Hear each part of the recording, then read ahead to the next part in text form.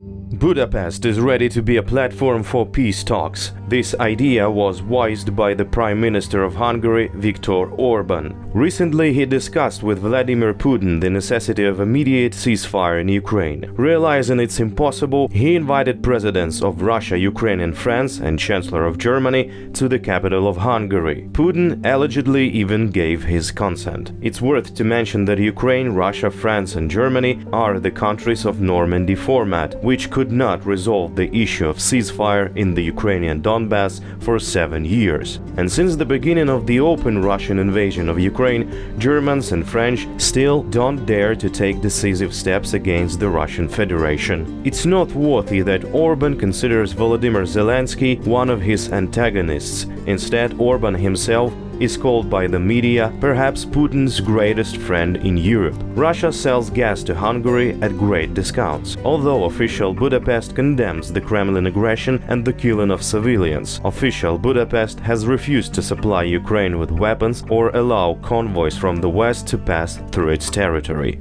At the suggestion of Orban, except Putin, no one has yet agreed.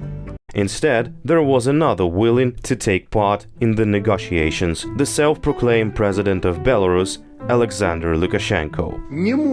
Negotiations are impossible without the participation of Belarus. Since you got us involved in this, I'm talking about the Western countries, the position of Belarus should naturally be voiced. We do not proceed from the fact that we have been immersed in the same basket with Russia. We proceed from the fact that this war is behind the fence of our country. This is said by the one from whose territory Russia launches missiles at Ukrainian cities, from whose territory Russian planes take off, dropping bombs on civilian neighborhoods, from whose territory Russian troops invaded Ukraine and approached Kiev within a day. And this, as Lukashenko assures, is not because Belarus is together with Russia. The West involved them into this. Although the first rounds of talks between Ukraine and Russia took place on the territory of Belarus. However, Belarusians did not take part in them. They only provided a platform. At that time, Lukashenko did not seek to be a party to the talks. By the way, negotiations did not have much success. The Russians issued ultimatums, the Ukrainians disagreed.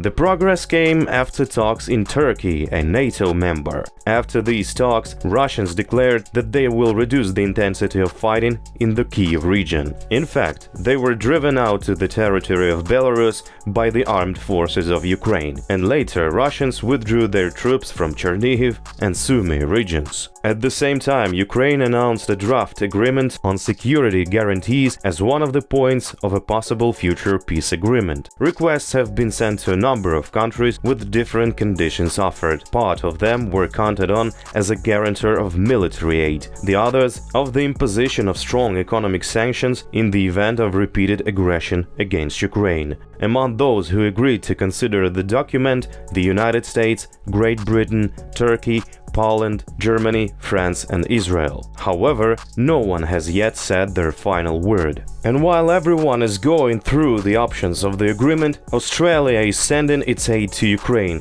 It's not even a European country, it's in another hemisphere. After Volodymyr Zelensky's speech, the Australian government decided to send Bushmaster armored personnel carriers to Ukraine. Such vehicles are in the service of the Australian Armed Forces, the Army of the Netherlands and some other countries. The first consignment, 4 combat vehicles. In total, according to the ambassador of Ukraine to Australia, Vasyl Miroshnichenko, 20 of them will be sent. The Czech Republic has also decided to send heavy equipment. Human curiosity is normal. I understand those who want to know what we supply to Ukraine. Sorry, I can't tell you more. War is raging there and we don't want to make it easier for the killers. Believe me, we are sending the necessary military materials to Ukrainian friends. But today, most of all, Ukraine is waiting for military assistance from the United States. The US has repeatedly sent Javelin and Stinger anti-tank missile systems in particular. But the US Senate has just passed a law on land leases for Ukraine. This means lending or leasing military equipment and weapons. According to the procedure, the law has yet to be approved by the House of Representatives and signed by President Joe Biden. When that happens, Ukraine will in theory be able to count on receiving, for example, American tanks and planes. The sooner Ukrainian army will be able to liberate its territories, stop the killing of civilians by occupiers, stop the Moscow horde and prevent it from going further west.